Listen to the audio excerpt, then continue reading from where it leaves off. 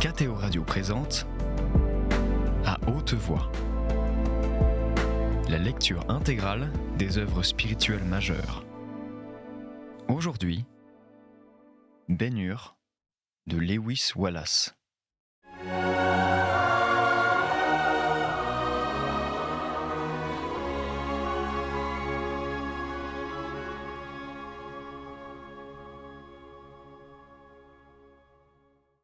Ici, Amra se leva, et de ses longs doigts, elle écartait ses cheveux épars sur son visage. Depuis longtemps, toute l'intelligence de la pauvre créature s'était réfugiée dans son cœur, et il lui fallait faire un effort pour comprendre. Un autre jour, poursuivit Ben-Hur, 10 lépreux se présentèrent à la fois devant lui, et tombant à ses pieds, ils crièrent, je les ai vus et entendus, « Maître, aie pitié de nous !» Il leur répondit, « Allez, montrez-vous au prêtre. » Et il arriva qu'en s'en allant, ils furent purifiés. Leur infirmité disparut tandis qu'ils étaient en chemin, tellement qu'il n'en restait plus d'autre trace que leurs vêtements souillés. Jamais on n'avait entendu raconter rien de semblable en Israël, murmurait tout bas Simonide. Pendant qu'il parlait, Amra se dirigeait sans bruit vers la porte et se glissait hors de la chambre sans que personne prît garde à elle. Vous pouvez vous imaginer les pensées que toutes ces choses soulevaient en moi. Cependant, ma perplexité devait grandir encore. Les Galiléens sont, vous le savez, vaillants et impétueux. Après tant d'années d'attente, leurs épées brûlaient leurs mains. Ils avaient besoin de passer à l'action. « Il est lent à se déclarer, forçons-le à le faire », me criait-il. Moi aussi j'étais pris d'impatience et je me disais « S'il doit être roi, pourquoi ne serait-ce pas maintenant ? Les légions ne sont-elles pas prêtes ? » Ainsi, un jour qu'il enseignait au bord du lac, nous nous disposions à le couronner, qu'il le voulût ou non. Mais il disparut, et nous le vîmes ensuite s'éloigner du rivage sur un bateau. Bon Simonide, les choses que les hommes désirent à la folie, la richesse, la puissance, la royauté même, offertes en signe d'affection par tout un peuple, n'ont aucune prise sur lui. Dis-moi ce qu'il t'en semble. La tête du marchand était penchée sur sa poitrine. Il la redressa en disant d'un ton résolu « L'Éternel est vivant, et les paroles de la prophétie sont vivantes aussi. Son heure n'est pas encore venue. Le jour de demain nous apportera une solution à ces questions. » « Qu'il en soit ainsi, » fit Balthazar avec un sourire. « Qu'il en soit ainsi, » répéta Ben-Hur. « Mais je n'ai pas fini. Quittons ces miracles. Ils ne sont pas assez grands pour être à l'abri des soupçons de ceux qui ne les ont pas vus de leurs yeux comme moi, et laissez-moi vous transporter en face de choses infiniment plus étonnantes, de choses considérées depuis le commencement du monde comme dépassant la puissance de l'homme. Dites-moi si jamais, à votre connaissance, quelqu'un avait pu arracher à la mort sa proie. Qui a jamais rendu la vie à un mort ? Qui donc, si ce n'est Dieu ? S'écria Balthazar, d'un ton pénétré de respect. Ben-Hur s'inclina. Ô sage Égyptien, qu'aurais-tu donc pensé, ou toi, Simonide, si vous aviez vu comme moi un homme détruire l'œuvre de la mort sans beaucoup de paroles, sans cérémonie, sans plus d'effort qu'il n'en faut à une mère pour réveiller son enfant endormi ? C'était à Naïm. Nous allions entrer dans la ville quand des hommes en sortirent. Ils portaient un mort. Le Nazaréen s'arrêta pour laisser passer le cortège. Il s'y trouvait une femme qui pleurait. Je vis une expression de pitié infinie se répandre sur son visage. Il parla à cette femme, puis il s'avança et toucha la bière, en disant à celui qui y était couché, prêt à être enseveli, « Jeune homme, je te le dis, lève-toi. » Et aussitôt, le mort s'assit et parla. Retenez bien ceci, c'est que je ne vous parle que de ce dont j'ai été témoin avec une foule d'autres hommes. En venant ici, j'ai assisté à un acte encore plus incompréhensible. Il y avait à Béthanie un homme appelé Lazare. Mort et enseveli, il avait déjà été 4 jours dans le tombeau, fermé par une grande pierre, quand on amena le Nazaréen en cet endroit. Lorsqu'on eut roulé la pierre, nous vîmes tous cet homme, couché et enveloppé dans son linceul. Nous étions plusieurs alentour, et chacun de nous put entendre ce que le Nazaréen disait, car il parlait d'une voix forte. « Lazare, sors de là !» Je ne saurais vous dire ce que j'ai éprouvé quand j'ai vu cet homme se lever et sortir vers nous, encore entouré des bandelettes qui avaient servi à son embaumement. « Déliez-le et laissez-le aller », dit encore le Nazaréen. Et quand le linge qui enveloppait le visage du ressuscité eut été enlevé, voilà, mes amis, le sang coulait de nouveau dans ses veines, et il était redevenu exactement semblable à ce qu'il était avant la maladie qui l'avait mené à la mort. Il est vivant maintenant. Et chacun peut le voir et lui parler. Vous le verrez demain, pour peu que vous le désiriez. À présent, je vous adresserai la question que tu me posais à moi-même, Simonide. Qui est donc ce Nazaréen ? Car il est certainement plus qu'un homme. C'était là une question solennelle. Et longtemps après minuit, ils la débattaient encore ensemble. Simonide ne pouvait consentir à se départir de l'interprétation qu'il donnait aux paroles des prophètes, et Ben-Hur assurait qu'après tout, les deux vieillards pouvaient avoir raison, et que le Nazaréen était peut-être à la fois le Rédempteur que réclamait Balthazar et le roi désiré par le marchand. Demain nous saurons la vérité. Que la paix soit avec nous.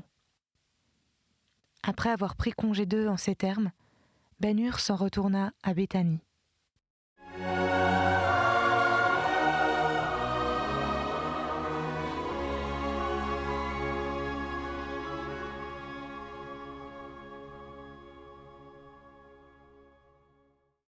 Chapitre 4.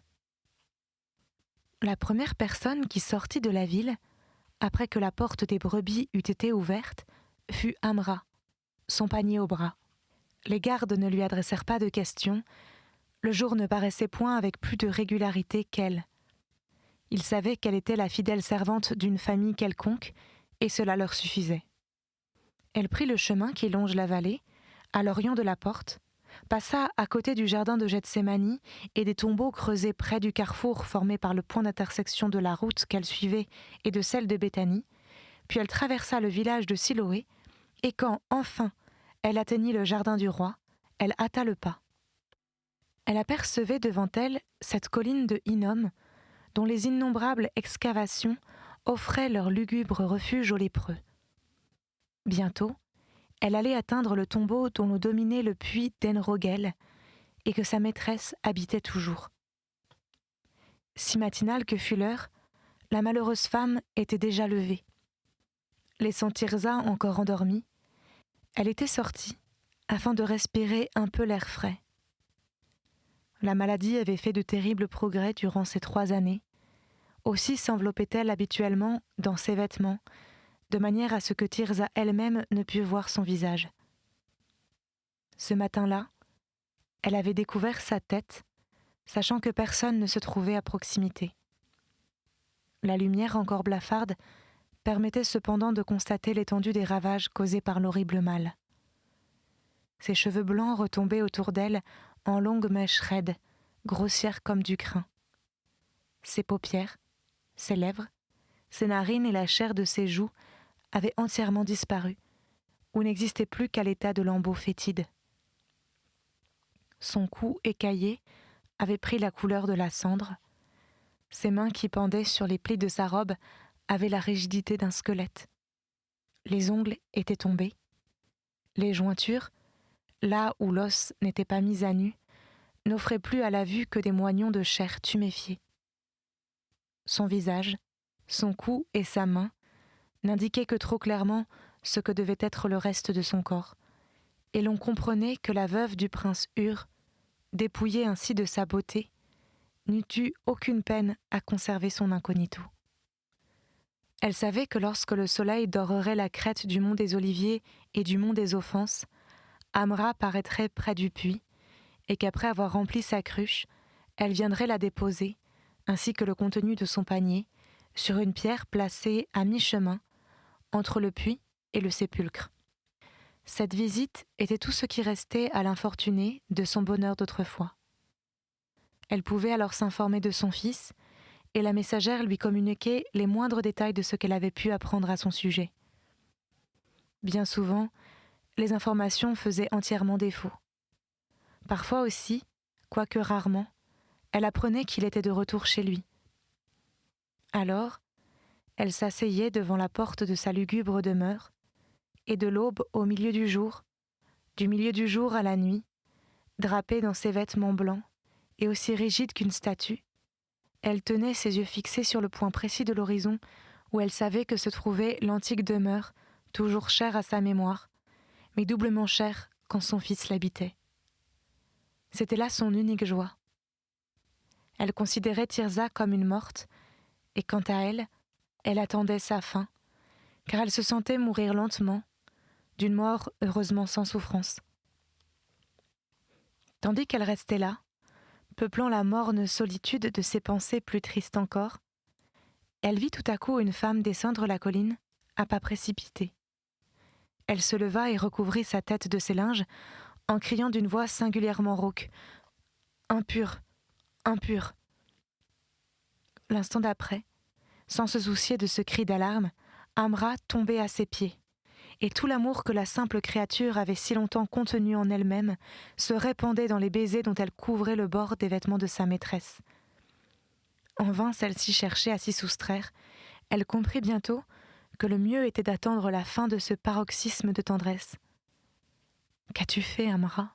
dit-elle enfin. « Est-ce par cette désobéissance que tu penses nous prouver ton affection ?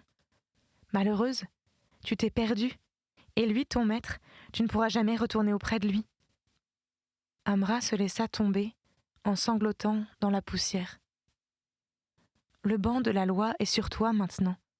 Tu ne peux pas rentrer à Jérusalem. Qu'allons-nous devenir ? Qui nous apportera du pain désormais ? Ô malheureuse Amra, tu nous as perdus toutes les trois. »« Aie pitié de moi !» s'écria Amra. « Tu aurais dû avoir pitié de toi-même et de nous en même temps.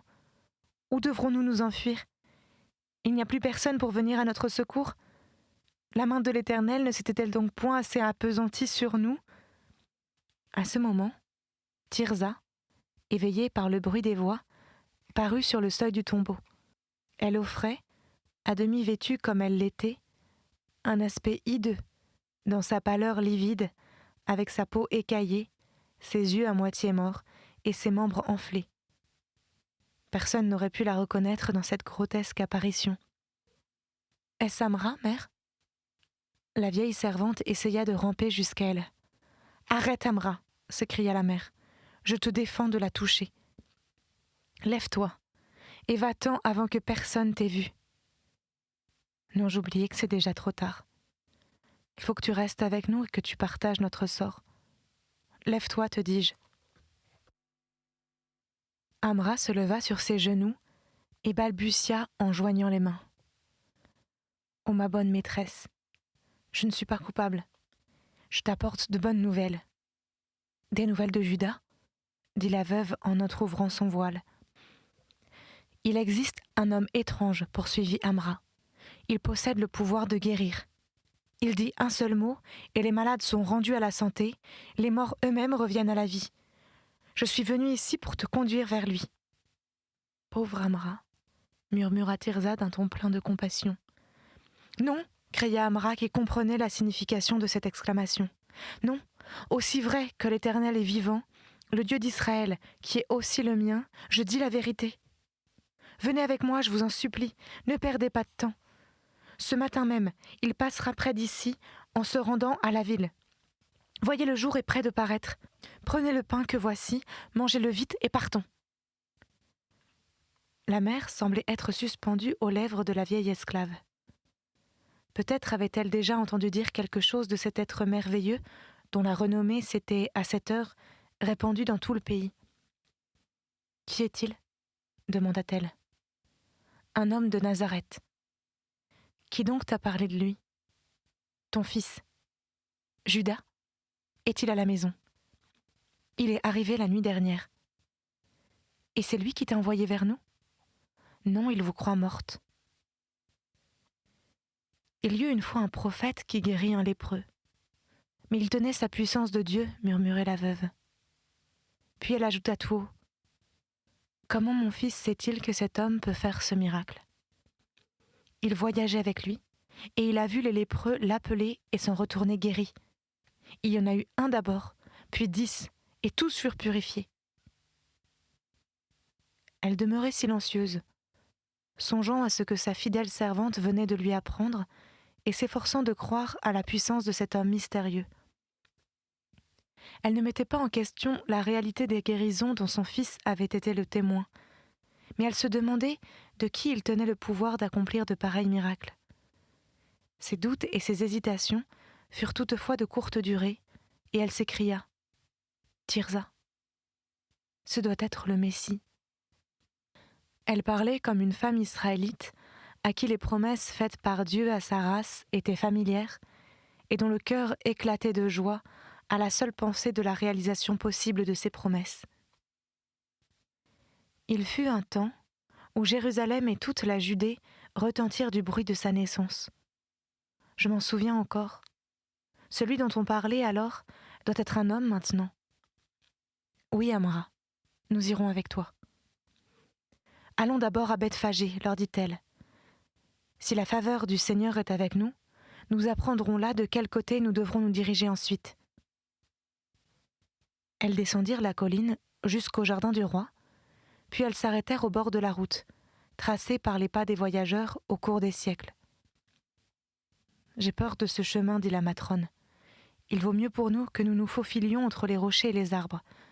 Ce sont les fêtes à Jérusalem, et j'aperçois là-bas sur les collines une grande multitude. Si nous traversons le mont des offenses, nous l'éviterons peut-être. » Tirza, qui jusque-là avait marché avec peine, sentit son courage faiblir à l'ouïe de ces paroles. « Le mont est escarpé, mère. Je ne pourrai le gravir. Rappelle-toi que nous allons retrouver la santé et la vie. Regarde ma fille, comme le jour se lève radieux. Et puis ne vois-tu pas ces femmes qui viennent de notre côté pour se rendre au puits ? Si nous restons ici, elles nous jetteront des pierres. Viens, fais un effort. Il le faut. » C'est ainsi qu'elle s'efforçait, bien qu'elle souffrît elle-même 1000 tortures, d'encourager sa fille. Amra aussi vint au secours de Tirza. Jusqu'alors, elle n'avait pas touché les deux affligées et celle-ci n'y aurait pas consenti.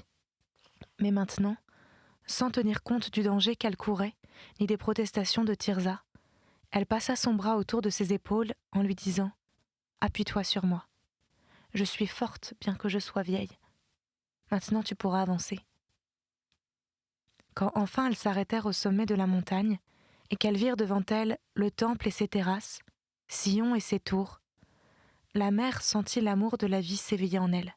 « Regarde, Tirza, s'écria-t-elle, comme le soleil fait reluire les plaques d'or de la belle porte.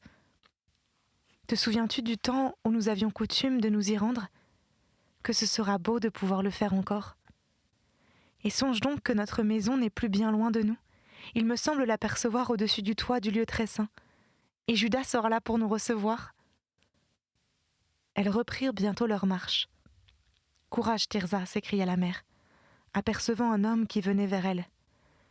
Voici quelqu'un qui, j'en suis certaine, pourra nous parler du Nazaréen. » Amra aida la jeune fille à s'asseoir et la soutint pendant que l'homme approchait.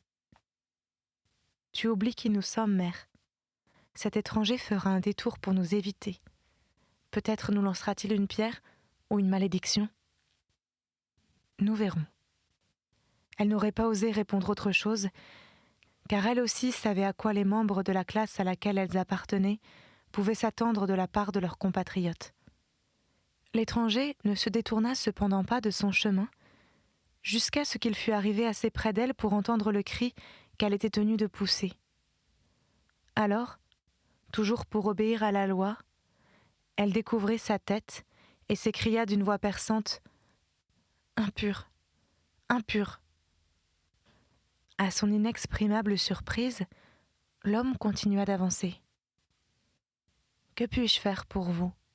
demanda-t-il, en s'arrêtant à quelques pas d'elle. « Tu vois ce que nous sommes, Prends garde à toi, dit la mère avec dignité. Femme, je suis le messager de celui qui n'a qu'à adresser une parole à ceux qui sont semblables à toi, afin qu'ils soient guéris. Je n'ai pas peur. Tu parles du Nazaréen ? Je parle du Messie, répondit-il. Est-il vrai qu'ils doivent se rendre à la ville aujourd'hui ? Il est déjà à Bethphagée, et il va passer par ici. Elle joignit ses mains dans un élan de reconnaissance et leva ses yeux vers le ciel. « Que crois-tu qu'il soit ?» lui demanda cet homme avec un accent de pitié. « Le Fils de Dieu, » répondit-elle. « Reste ici.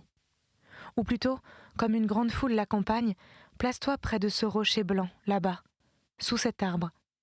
Et quand il passera, ne manque pas de l'appeler. Appelle-le et ne crains rien. Si ta foi ne faiblit pas, il t'entendra, quand même le tonnerre ébranlerait le ciel. Je m'en vais dire à Israël, assemblé aujourd'hui aux abords de la cité et dans la cité elle-même, qu'il va arriver, afin qu'on prépare tout pour le recevoir. La paix soit avec toi et avec ta fille. » L'as-tu entendu, Tirza ? L'as-tu entendu ? Le Nazaréen est en route, il va passer et il nous entendra. Fais encore un effort, mon enfant, un seul. Il n'y a plus qu'un pas à faire pour atteindre ce rocher. Tirza prit la main d'Amra et se leva. Mais au moment où elles allaient se mettre en marche, la vieille femme s'écria « Voilà cet homme qui revient !» Aussitôt elles s'arrêtèrent pour l'attendre. « Femme, dit-il quand il fut près d'elle, la chaleur du jour sera dans son plein avant que le Nazaréen ne passe. Et comme il me sera possible de me procurer dans la cité tout ce dont j'aurai besoin, j'ai pensé que je ferais mieux de te laisser cette eau. Elle te sera plus utile qu'à moi. Bois-la et prends courage. » Il tenait une de ces gourdes pleines d'eau que les voyageurs traversant les montagnes à pied avaient coutume d'emporter, et au lieu de la poser à terre à une certaine distance des deux lépreuses, il la plaça dans la main de la mère. « Es-tu juif ?» lui demanda-t-elle avec étonnement. « Je le suis. Mais ce qui vaut mieux encore, je suis disciple du Christ. Il nous apprend tous les jours par ses paroles et son exemple à agir comme je viens de le faire. Le monde connaît depuis longtemps le mot de charité, mais il en ignore la signification.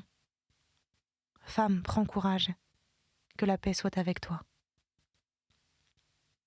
Quand il se fut éloigné, elles gagnèrent lentement le rocher qu'il leur avait indiqué. De là, elles ne pouvaient manquer de voir tous ceux qui passeraient sur la route. Elles s'assirent à l'ombre de l'arbre et burent l'eau contenue dans la gourde. Un instant plus tard, Tirza dormait.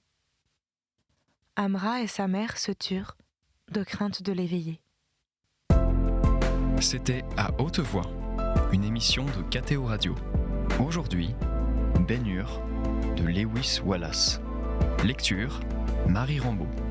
Captation et réalisation, Aymeric Plouinec et Thibaut Dagalier. Une émission disponible en podcast sur ktoradio.com et sur l'application KTO Radio.